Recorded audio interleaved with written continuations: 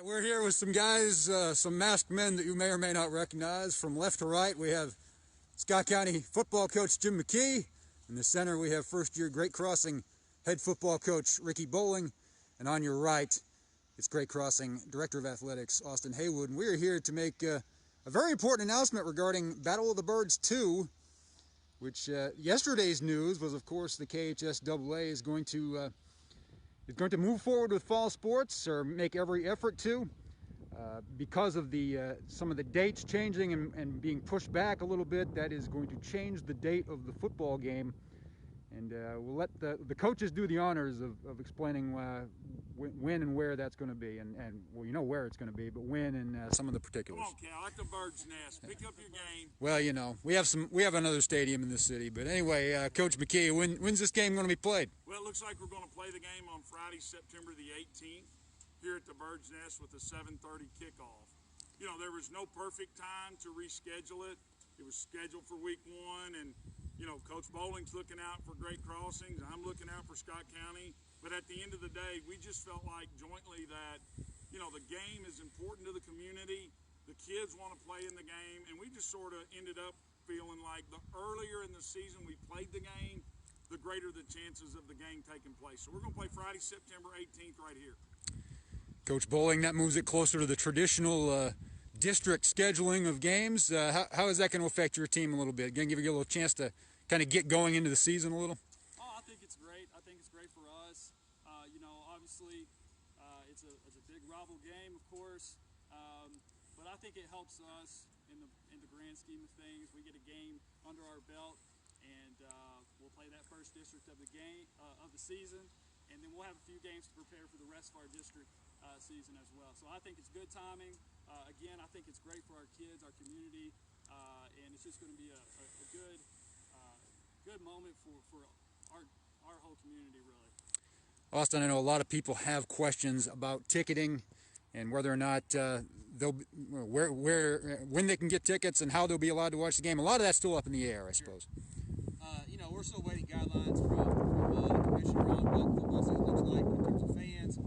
We know when it's going to be played. We know where it's going to be played. We know who's playing. What we don't know is what fans look like, what tickets look like. We do have options. We've used the GoFan accounts in the past, so just looking ahead, if you don't have a GoFan account, maybe look at doing that, learning about that. We'll have stuff on social media about how to purchase tickets as soon as we know for sure what that looks like.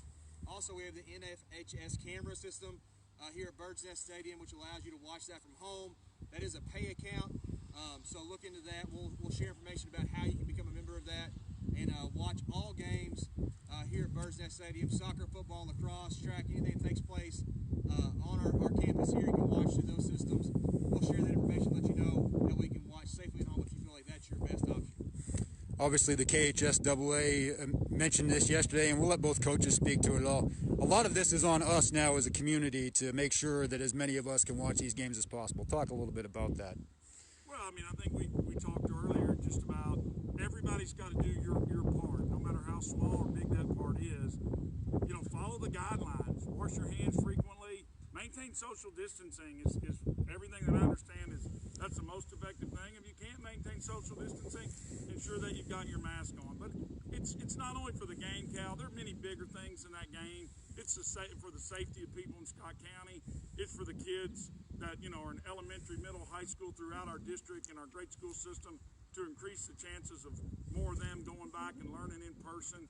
And it's just to keep people safe. And then, yes, a small part of it is that kid's only going to be a senior in high school one time.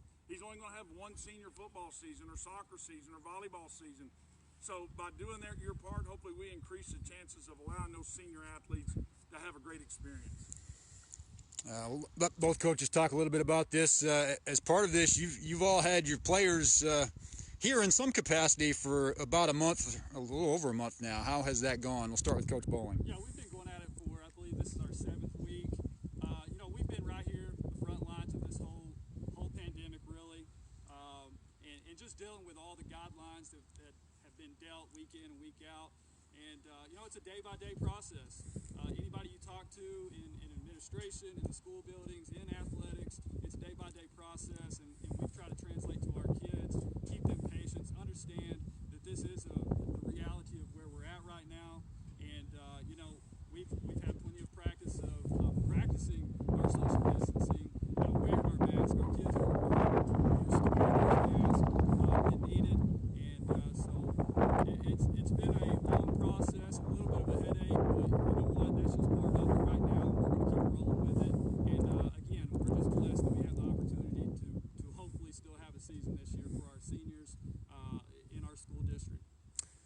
Coach McKee, you've had 24 preseasons in Scott County. You never won quite like this, I would imagine. How has your staff kind of managed this situation? Oh, I mean, I feel like even if for whatever reason we don't have a season, that this time has been positive. I just know that so many of the kids on our team were craving something to do, something positive to do, someplace to go. You know, another positive role model or role models to be around on a daily basis. So it's really been good. I think the interaction with the kids has been very meaningful and rewarding to me as a coach, and really just continues to fuel my, desire to know that I love coaching and I want to keep on doing it for a long time. Coach Bowling, it's as a first-year head coach, it's obviously been a lot more complicated than it would normally be for you, but how has your staff been able to kind of guide them through? I don't have much to compare to with it being my first season, but I told somebody the other day, I'm grateful for the coaching staff that I have. We sit down, we meet, we look at the best possible options, the safest options, and I think our coaching staff has done an outstanding job to work together. Some of us have pulled some extra hours and had to do a little extra stuff, and it's just been great for our coaching staff. With me being the new head coach, really allowed us to grow together in this time of need for everyone, and being able to get our kids back here on campus in our small groups was great for building those relationships, seeing where they're at mentally. How is their home lives at home, and how are they dealing with it, and just seeing them and their smile on their faces when they get here, and just doing something other than sitting at home and not being able to do anything. So it's in a weird way, it's been a great scenario for us, and we're just happy again to hopefully get to move forward. Just for the people that haven't heard, the games are actually going to start on the weekend of September 11th. Full practice will start on, I believe, August 24th it is now. That's essentially cut 2 weeks from the season. Both of you, could you talk about what this has done to the schedule a little bit? We'll start with Scott County first. Well, I mean, it was those of you all that would happen to be familiar with the scheduling process for the majority of high school football teams, yesterday after the announcement, I mean, it's a mad scramble. Now, Coach and I had already talked about maybe a week ago or so and said, hey, in our gut, we're thinking here this season's probably going to start a little bit later. Let's throw out some ideas. Let's have that discussion ready to roll. So we were able to have that discussion right after, the announcement came. But you know what? I mean, people are resilient. Americans are resilient.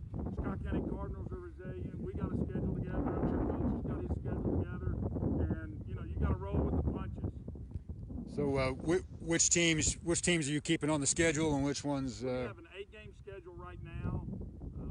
We could not play the team out of Indiana, American Manual, which we were scheduled to play. We can't play them because of the rules from the KHSAA decision yesterday.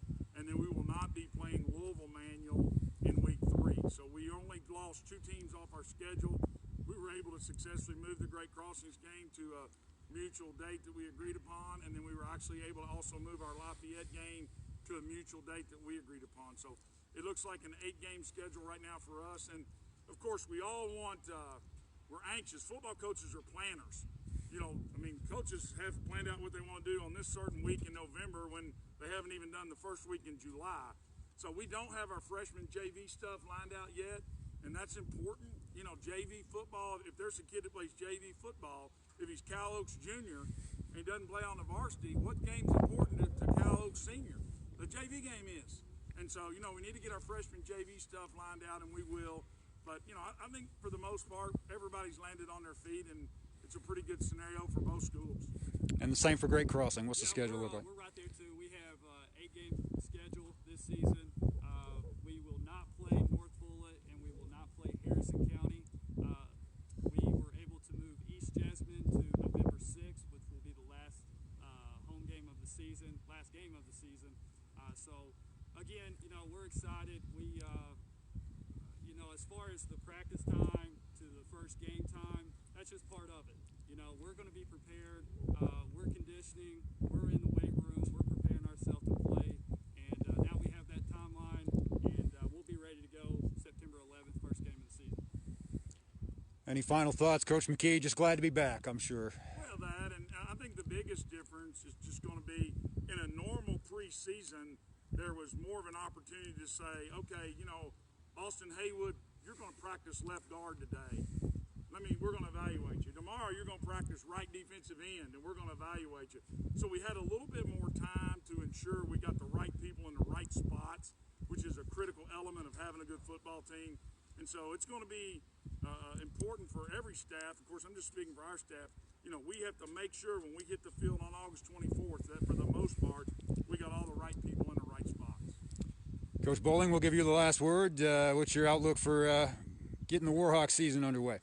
Oh, man, we're just excited to get going. Again, it being my first year, our second year as a program, our kids are fired up. We've got a chip on our shoulder. You know, we have that mentality. We're just ready to attack, and just excited to get our helmets on and get rolling. Our kids, you know, they're ready to climb out of the weight room and kind of slow down some of the conditioning a little bit and get to some football stuff. So we're ready to rock and roll. We can't wait. Thank you, gentlemen, and fans. We hope to see you all here at Bird's Nest Stadium in week 2. For Scott County, Great Crossing, Battle of the Birds, round 2. Thanks, guys.